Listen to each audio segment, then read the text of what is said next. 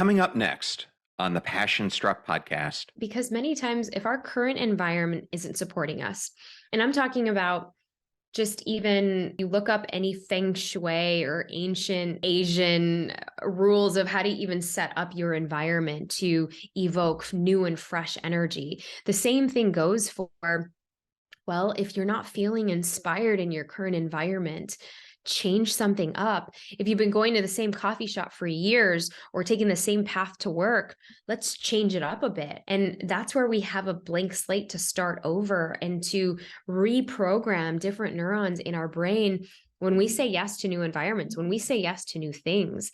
And I think that is the beauty. Welcome to Passion Struck. Hi, I'm your host, John R. Miles, and on the show, we decipher the secrets, tips, and guidance of the world's most inspiring people and turn their wisdom into practical advice for you and those around you. Our mission is to help you unlock the power of intentionality so that you can become the best version of yourself. If you're new to the show, I offer advice and answer listener questions on Fridays. We have long-form interviews the rest of the week with guests ranging from astronauts to authors, CEOs, creators, innovators, scientists, military leaders, visionaries, and athletes. Now, let's go out there and become Passion Struck.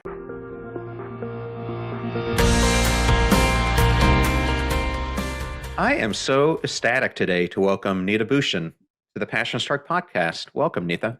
Oh my gosh, John, it's so good to be here. Thank you. I love that you said my name right, first of all. So thank you for that. Well, you're welcome. Well, I wanted to congratulate you on this launch of your brand new book, which I absolutely loved, titled That Sucked, What Now? How to Embrace the Joy and Chaos and Find Meaning in the Mess. Congratulations. Oh, thank you. Thank you. I know it's an edgy title, and I think that it's really giving permission to people to embrace their suck and their sucky moments. Well, speaking of suck, we all have moments in our lives that define who we become. How did December 31st, 2011 change the course of your life? Oh, wow. Gosh, yeah, that was such a rock bottom time for me. You think that on New Year's Eve, that when everyone is going out celebrating, there's fireworks, there's planning your intentions for the new year.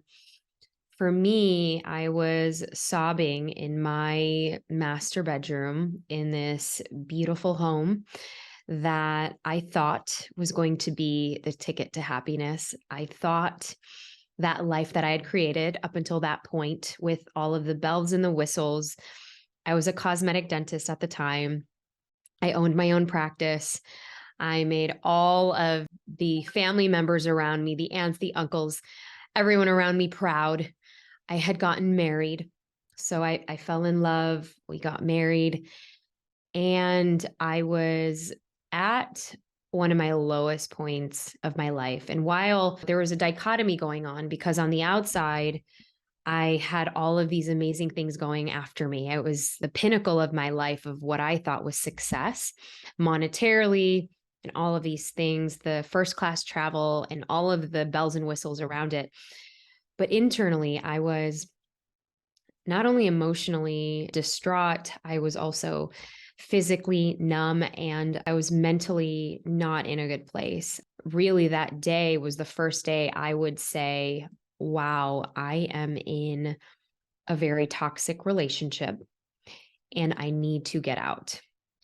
And I would muster all the courage and the bravery that I would have, and I would leave that relationship and leave that life. And that would be the last time I would see that home and start this new chapter of fully healing all of the things that I had not dealt with a whole decade earlier. And mind you, I was about 29 when this December 31st happened. And I hadn't reconciled all of the trauma that I had hid and put away, neatly tucked to never be found until it all came bursting at the seams that night. And that was really feeling the depths of my pain in losing my mom, my brother, and my dad, all within a span of 4 years before I was 19.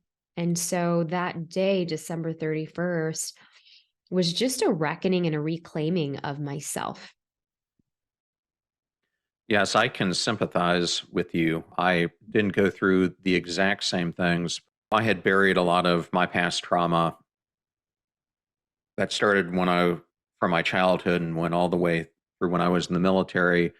And I was also in an emotionally abusive marriage for a very long time. Mm. And I came out of that, and about a year afterwards, I walked in on a in-house robbery that was taking place where a burglar actually pointed a gun at me. I don't think I had at that point really processed completely the divorce because it had been 20 plus years, and kind of those things all hitting me brought up everything from the past. And it was just this huge outpouring where my emotional cup was just so full Yeah. that I finally reached this point of hitting rock bottom, and then realizing that it was up to me to take control and that I had to build myself back brick by brick to get back to where I needed to be. And I think growing up in a very strict Catholic household, we had this heritage where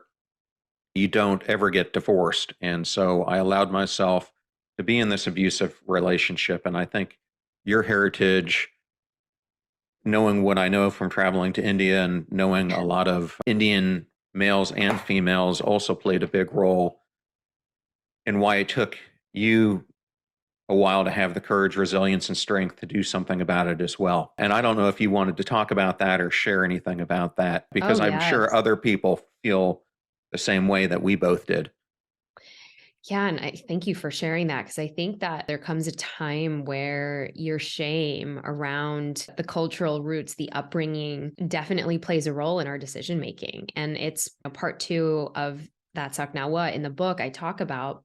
There's four pillars to really being able to create unshakable resilience or the audacity of your resiliency. And what I mean by that is the first part of that, we have to reconcile our upbringing. We have to make peace with it and forgive whatever we were taught, whatever we needed to unlearn, whatever we needed to just make sense of that.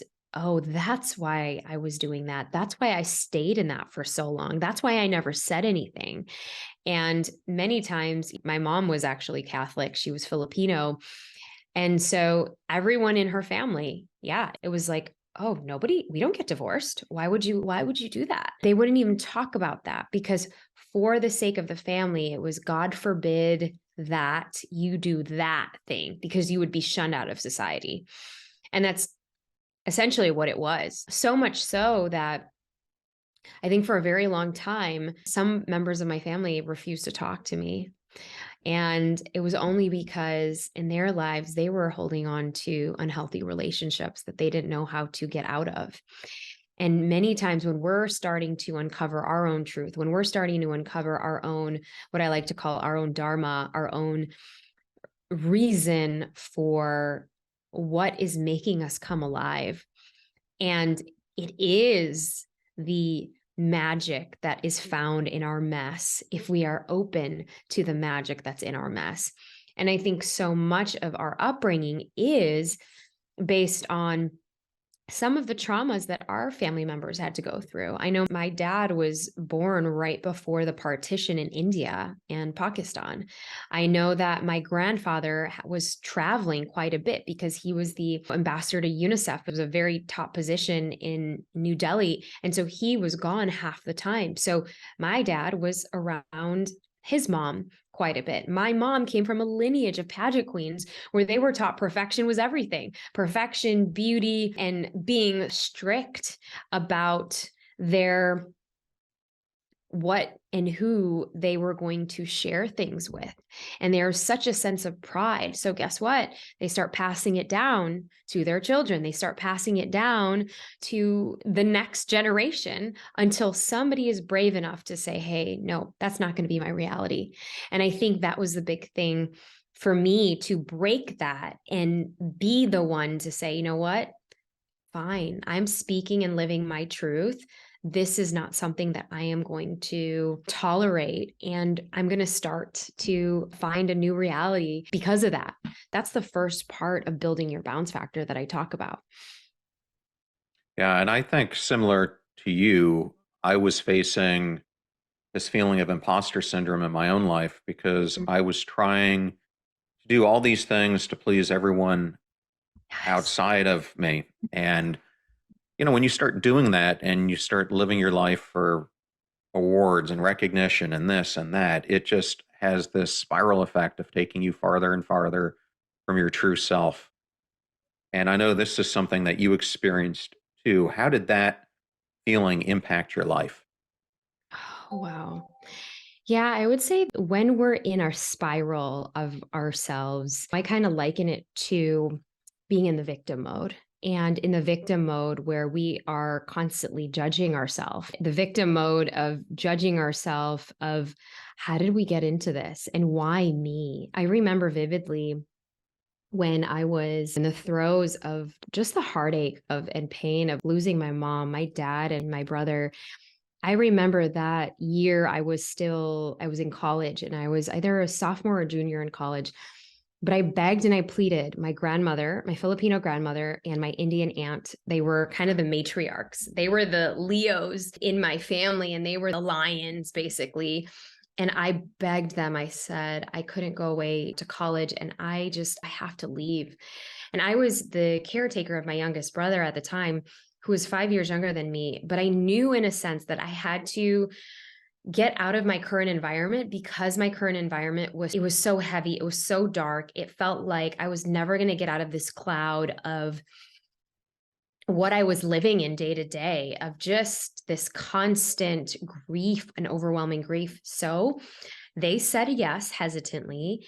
And I booked my ticket to Rome, Italy, where I would be 20 years old for the first time ever. And with all of this freedom to now recreate a new identity for myself.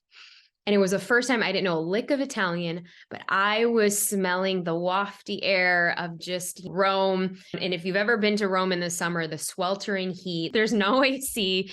I remember taking an Italian philosophies class, but I was thinking, like, why me? Why did this happen? And I grew up with an upbringing of being Catholic, but also my dad was Hindu. And so I was just in this victim spiral. And I remember in this Italian philosophies class, we started learning about this concept called amor fati. The Stoic philosophers believed that amor fati was to love one's fate. That's what it means in Latin, and to love one's fate.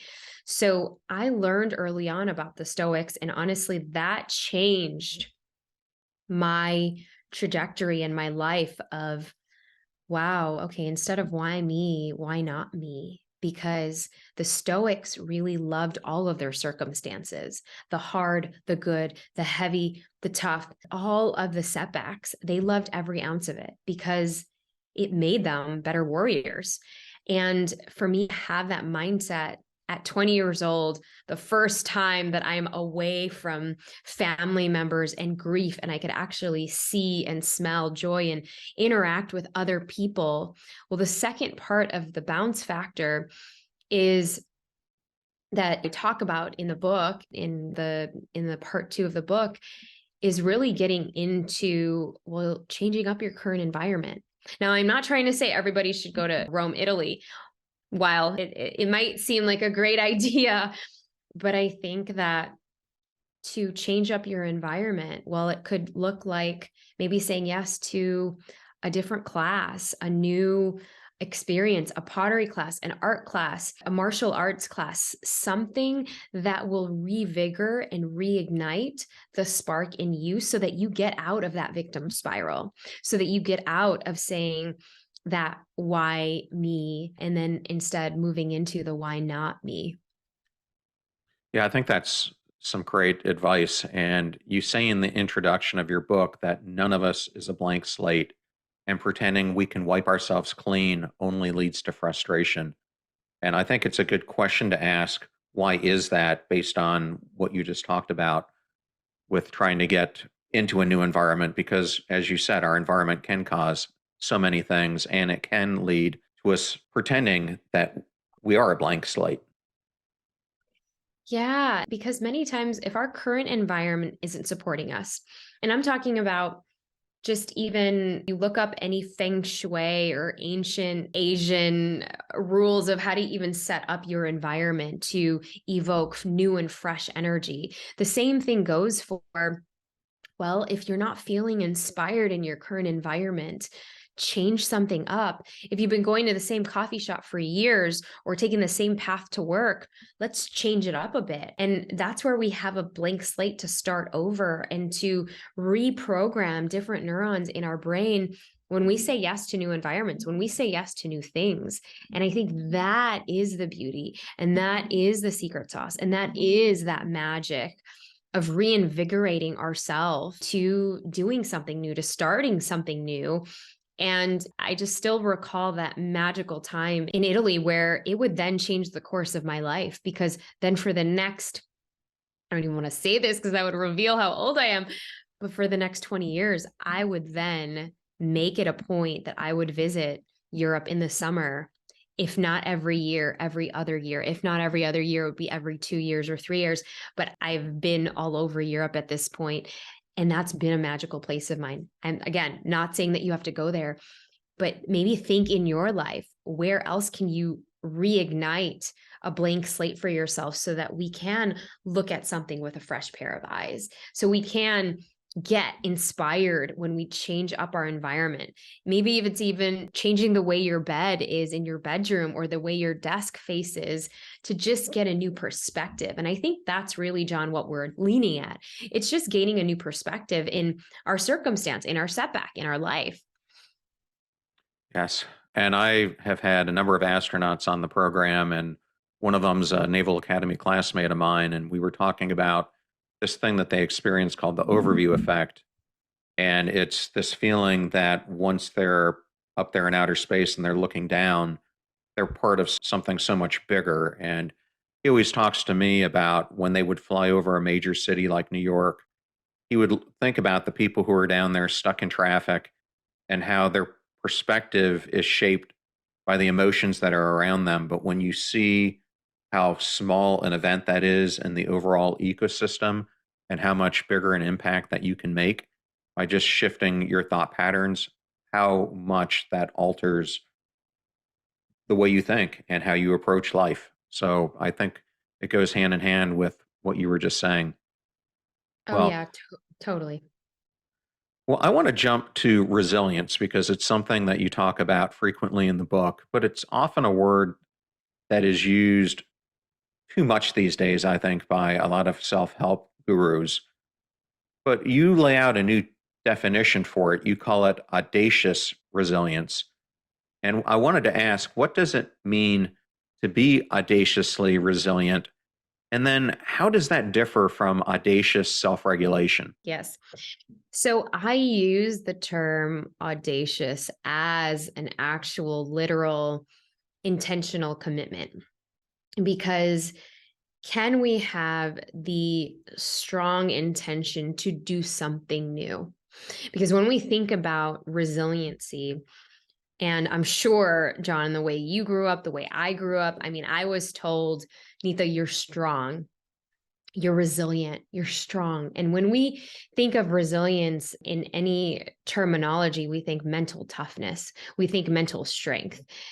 Yet we're not taking into account the literal root of the meaning. If I go back to my Latin class in Italy, the meaning of resilience or resiliere means to bounce. And if I were to take a glass that's tough, that's hard, or a piece of granite and try to bounce that piece of granite, well, we could say and argue, well, that's tough. It's got a lot of toughness to it. It's brittle, it's strong, it's heavy. If I let that piece of granite go, it's going to shatter into so many pieces. But if I get a basketball, and if I even touch the basketball, it's not super soft, but it's not super hard either. It has a little bit of give. It has a little bit of agility. It has a little bit of flexibility that when you let it go, it's going to drop, but it is going to bounce, and it's going to bounce a little higher, maybe a little lower. But the key indication for that is we're not going to just be rigid in who we are. It's really inviting all of our feelings to the table and all of the emotions that either we've learned and we've programmed in our minds to think, oop, I need to be strong. I can't feel that right now. I can't hold anybody else's pain. I can't sit with that because that is too discomforting for me. So therefore, I'm going to numb. Therefore, I'm going to use my vices. Therefore, I'm going to escape this feeling. I'm going to escape this emotion because it's too painful to feel that. So what do? We pick up our phone, we activate dopamine. We swipe, activate dopamine. Oh, I feel much better. We use all of these tools so that we can not feel, so that we can numb. But what I'm saying is feel it. Sometimes we have to feel it in order to heal it. And what does that actually mean? Well, when we are exposing ourselves to a new environment, me going to a new coffee shop or going to Italy, taking a philosophies class when I was pre-med, I mean, all of these things, they are rewiring new patterns. Well, what are they doing? They are evoking good stress. And good stress is essentially the secret sauce to building resiliency. Because if we're exposing ourselves to, let's just say, a cold shower or an ice bath, who really wants to, let's be honest, who really likes jumping in cold water? Not me. Maybe on a nice hot day, but not in the middle of winter. There's no way am I going to jump into an ice bucket, one of those cold plunges. But what are the benefits? Well, it's supposed to be great for our system, great for circulation, great for inflammation, great for longevity, all of these things. Why aren't we all doing it? Well, because the act is actually painful. The act does not feel good. The benefits are great. All right, well, what if we actually break it down a little bit? What if we say, okay, the first 10 seconds is really going to be painful. But then can we increase our capacity every day to increase and evoke that good stress so that by the time day 5 comes around, yeah, it still sucks. It's not going to be pleasant, but we're getting over that fear. We're building that resiliency. We're building that bounce factor. We're building our capacity to hold good stress. And then we get into the next part of this, which is our feelings, our emotional capacity to actually feel, which is being able to notice when we're feeling and we're judging ourselves for feeling that feeling, and we're judging ourselves for expressing an emotion, or we judge ourselves for getting angry. We judge ourselves for having rage. Men are taught we shouldn't express those emotions. And women are taught definitely those emotions do not live anywhere. So what are we doing? We're suppressing them. We're suppressing them. We're suppressing them until one day our top is off. The pressure cooker is off. We got to let the steam out, and then we're labeled crazy. But what if there was a different way to release that? What if there was a healthy way to release that? And I talk about a lot of these healthy ways to release and process these emotions because it is part of that third part of our bounce factor, which is to feel, which is to acknowledge and honor when we know that we're actually holding things in so tight and we're clenching our fists because something's made us so angry and so upset. But instead, why not go into the back room or go into your car, take a pillow and scream it all out? Because what we're doing there is we're actually activating our vagus nerve, and our vagus nerve allows ourselves to get back in our body and regulate our nervous system. And the audacity to regulate our nervous system is just our intention. It is the intention of us saying, yes, I'm going to take care of my nervous system right now because it needs to calm down. It needs to release. It needs to move through these emotions. We're not going to move through them by bypassing them and pretending, yeah, I'm good. I'm good. Thank you for ghosting me the other day, or thanks for not getting back to me, but I'm actually good. Instead of, because then what do? We then act passive aggressively, and then we hold that resentment in, and we're like, oh, and we judge that person or we judge that thing or we judge ourselves. And then we start spewing out resentful comments, subconsciously or consciously, instead of actually sharing what we need. Hey, it really meant a lot to me when you weren't there when I needed you.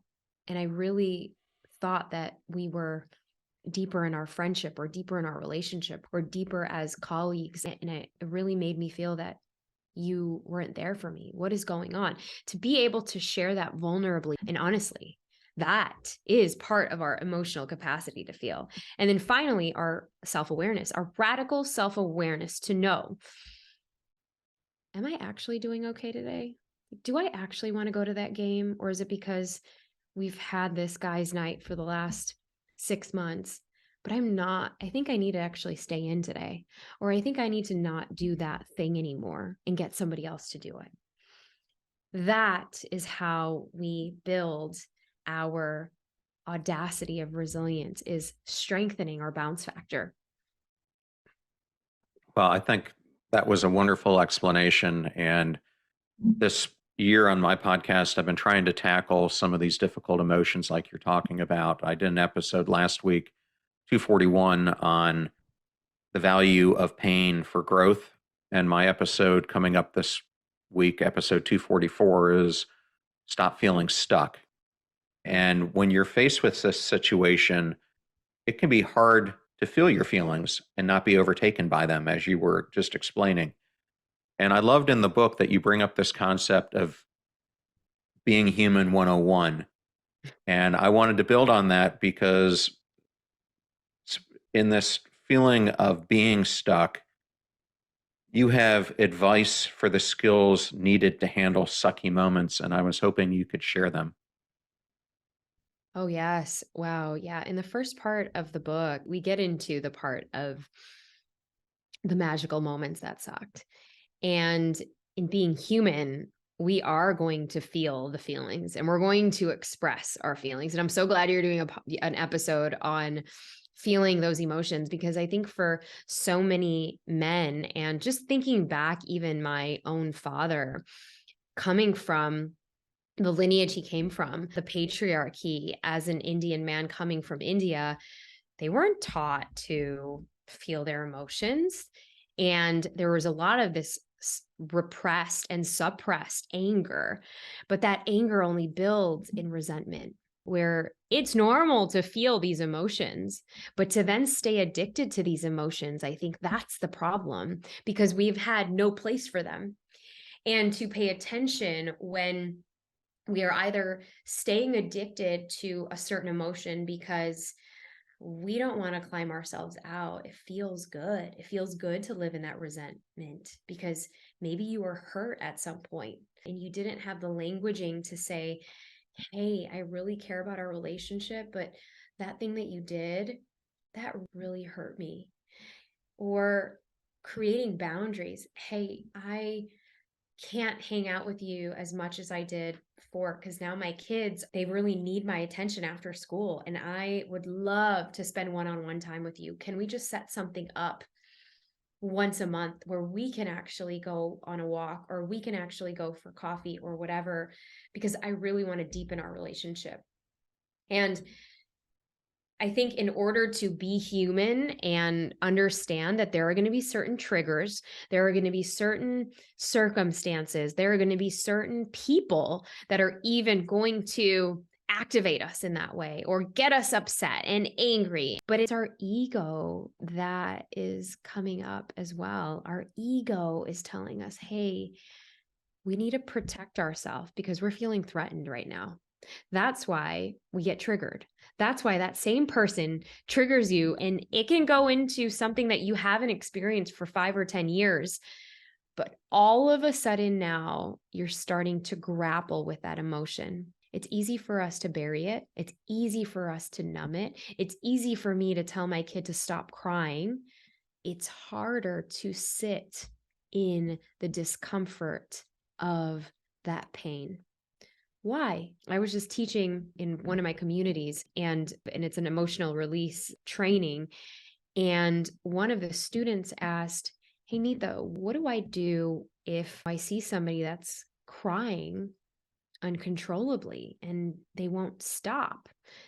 And I said, wow, that question does not have anything to do with the training. It has nothing to do with how to help that person or what they're seeing. It has everything to do with what that person views about crying and sadness. And so I asked, well, what is your relationship with sadness and crying? Because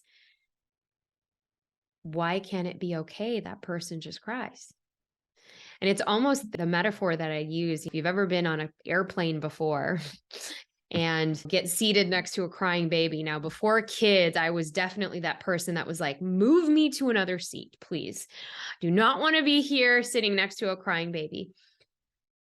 But here's the thing, what were we told about those emotions? I know for a fact it brought me back, because I was emotionally aware, back to, oh, a time in my life when my dad told me, I'll give you something to cry about. So I couldn't be okay with somebody else's sadness and emotion. And many times it had to be because I wasn't okay with my own sadness and emotion, because I was taught that toxic positivity was the only way, my own coping mechanisms that got me through some of the hardest times. And now I invite people to actually sit with that discomfort. What does it come up for you? And it's the same thing with anger, by the way. In our society, anger gets a bad rap, but it's not the feeling of the anger. It's the what do you do with the anger that gives you the bad rap. That is the big difference. And I want to say the big distinction. That is huge. Okay. And then I wanted to make sure we also covered part 3 of the book, which is about how can we achieve long lasting positive change in our lives after we recover from setbacks. And you introduce the fly forward framework. And I was hoping that you could discuss the 5 stages. Oh, yes. Because once we've been through some sucky moments, what are the chances that we're also going to be going through sucky moments again? Well, 100%, because we're human, we're in this human experience. And guess what? No one's immune, even after you've built a strong bounce factor. And I love the fly forward framework because in the 5 steps, you can even recognize in your day to day, "Ooh, I just had a fall. Oh, okay. Am I judging myself again? Oh, I am. Am I doing the thing that I usually do, or am I choosing differently? Am I going to lose it again, or am I going to choose something different?" So the first step is to recognize when you have a fall. And there are emotions associated with a fall. We might feel hopeless. We might feel nothing's working for us. We might feel that we don't want to move forward. This is when you've actually had something bad happen to you. And it could be a diagnosis, it could be a failure, it could be a setback, it could be an obstacle, it could be a failed decision that you made, it could be a relationship that didn't work out, a job that you just got fired from, whatever it is, there is a fall. But the second step is that ignition, the ignite phase, where there's a fire lit somewhere to say, all right, get up and we got to make a decision. We got to make a choice. Am I going to sit in this suck, or am I going to create a new reality for myself? And the reality can be small. It could be, am I going to beep at this guy who just cut me off? Or I'm going to do something different. It could be as big as, should I leave to pursue my passion? Because the same thing keeps on happening over and over again. And then stage 3 is, well, when you've actually decided to do what scares you, take that leap, do that thing that you love so much, or discover what that passion is. You're in the rising stage, and rising is incredibly powerful, but it's also uncertain because you don't know if you're really going to love it. You don't know if you're going to be good at it. You just know that you're curious to this new reality. You just know that you're curious about creating something of meaning that you love, and without any expectations, because you're curious, but you might be reserved. You're curious, but you are just accepting where you're at right now. And the dichotomy of 2 opposing emotions can exist because it is scary, it is uncertain.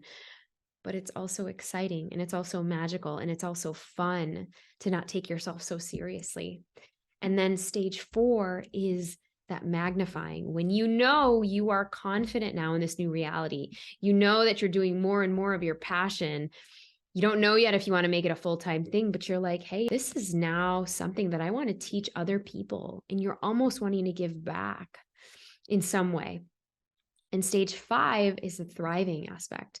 Now, in thriving, you are setting yourself up with new habits, with rituals that support you, with a community that supports you, and as well as you knowing that you might have a fall again, but your fall won't be as bad. It won't be as deep because you've already been practicing these tools so that you can fly forward.